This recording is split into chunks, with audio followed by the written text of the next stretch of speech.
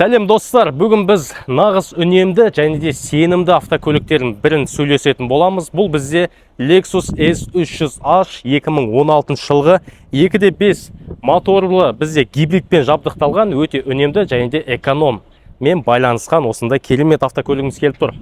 Оңтүстік Кореядан.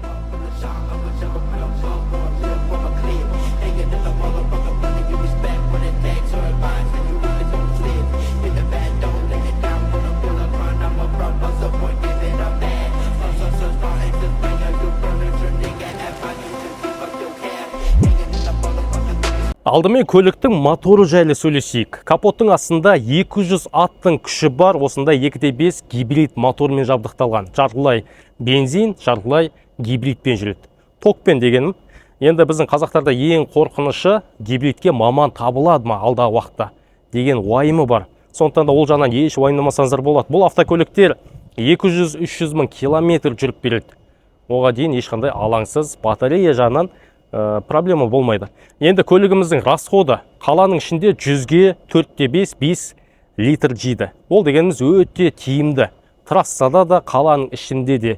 Негізі күш қуатты бастапқыда бұл генератордан алып береді. Сондықтан да бензин артынша қосылады, егерде газы басатын болсаңыздар.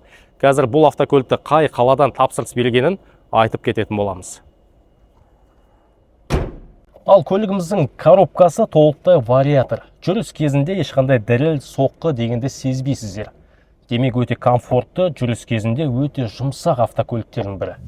Ал енді достар, көліктің салонына келетін болсақ, екі түсті осындай қоңыр түспен жабдықталған, қараңыздар. Өте әдемі. Бар болғаны 114 мың километр. Рульдің өзі бөлік болып тұрғы. Осындай деревянный ставки тігістермен қапталған, кожаный толықтай мультируль. Сол жағымызда бізде память сидениясы, электропакет, плавающий сидениясы және 3 драйв модтың түрі бар. Эко, нормал, спорт. Орындықтарды жылытқыш, салқындатқыш. Ең бастысы ештеңе естілмейді. Бұл дегеніміз гибрид. Сондықтан да қорықпаңыздар. Гибрид деген Европаның барлығы гибридке мініп алған қазір. Пуштармен от алдырасыздар. Мінекей подстаканниктер бізде біреу, екеу және де осындай қап-қара осындай ағашпен бізде деревянный ставки бар. Өте әдемі. Бүкіл салон бойынша бізде ерекше ғой енді. Lexus бойынша өте үлкен, жоғары уже автокөліктердің бірі. Камриге қарағанда. Артқы бізде осындай қосымша камерасы бар. Шторкамыз. Көліктен енді от алдырып жүргізіп те айдап көрейік. Мінекей. Енді бензин қосылды көлігімізде. Сондықтан да эконом автокөліктердің бірі. Жүрісі де өте жақсы. Жапондар бұл автокөлікті шығарған кезде барлық жүйені ойластырған. Арт жағына келетін болса қараңыздар, орындықтарды жылытқыш, толықтқанды бізде управление мультимедиа, шторканың бізде баттырмасы ыңғайлы болу үшін және де климат контроль. Артына да менің ұзын бойыммен өте ыңғайлы, жайлы отырмын. Мінекей. Өте сапалы автокөліктердің бірі оңтүстік Кореядан келіп тұр. Достар, көлігіміздің арт жағына келетін болса, қараңыздар, осындай әдемі бізде спойлермен де орнатылған, және де парктроник, осындай эмблемасына келетін болсаңыздар, гибрид деген осыдан да білсеңіздер болады. Осындай көк күмбек бізде значок көріңіздер ма? Бір батареямен багажын көтереміз. Бұларда аккумулятор арт жағында болады. Кеше от алдырған болатырмыз, өте таптаза.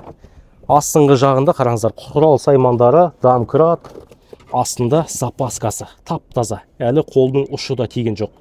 Жандардың бәрі герметик, оригиналды заводтан шыққан. Сондықтан да еш уайымдамасаңыздар болады. Бұл автокөлікті оңтүстік Кореядан біз автосалоннан сатып алған болатымыз. Энкар деген номер 1. Ақтау қаласынан біздің клиенттеріміз тапсырыс беріп тұр. Алматыға дейін бағасы 9 миллион 100 мың теңге түсті. Ол бағаның ішіне көліктің бағасы, біздің қызмет ақымыз және де доставка. Алматыға дейін 9-да 1 миллион теңгені берді. Сонымен осы автокөлікті Алматыға дейін жеткізіп берді. Достар, енді көкейлеріңізде басты бір сұрақ қалып кетпесін. Бұл автокөлік қазақ нөмірге қанша шығады, транзитке қанша шығады? Батыстың жігіттері қалайша 9 миллион теңгесін беріп, қазақ нөмірмен алып кетпекші ма, немесе транзит нөмірмен алып кетпекші ма? Сондықтан да 9 миллион 100 мың теңге Алматыға дейін келді деп есептейік. Оған қосымша рассамошка 2 миллион теңге кетеді. Плюс-минуспен нақты айту қиын рассамошканы. Утилизбор 2.5 объемды болғандықтан 1 миллион 81 мың 250 мың теңге төлейсіздер. Және де первичка 3 жылдыққа кірмейді, сондықтан да кез келген автокөлікке 24-ке дейін 2.162.500 теңге төлейсіздер. Одан бөлек сос кнопка, сертификат, услуга брокера 500.000 теңгеде кетеді.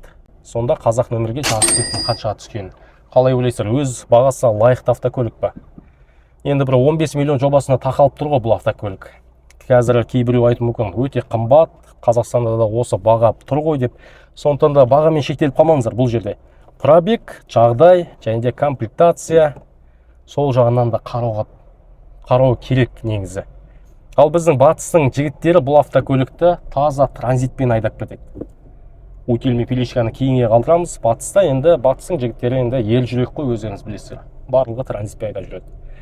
Ақтауға плюс бір осындай Lexus S300H автокөлігі рестайл 2016 жылғы деп жазып қойыңыздар. Егер де батыс жақтан бізде клиенттеріміз болатын болса, WhatsApp номерді қалдырып кеттік. WhatsApp арқылы жазыңыздар.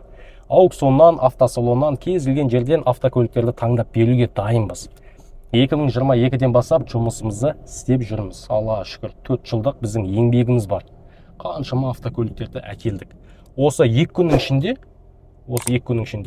10 автокөлікті түсірдік контейнерден. Бүгін 4-еу, кеше 7-еу. Сондықтан да байланысқа шығыңыздар.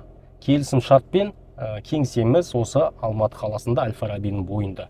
Адрес бәрін жазып қалдырамыз. Сендеріңізге рахмет, сіздермен бірге Алаш Экспорт компаниясы.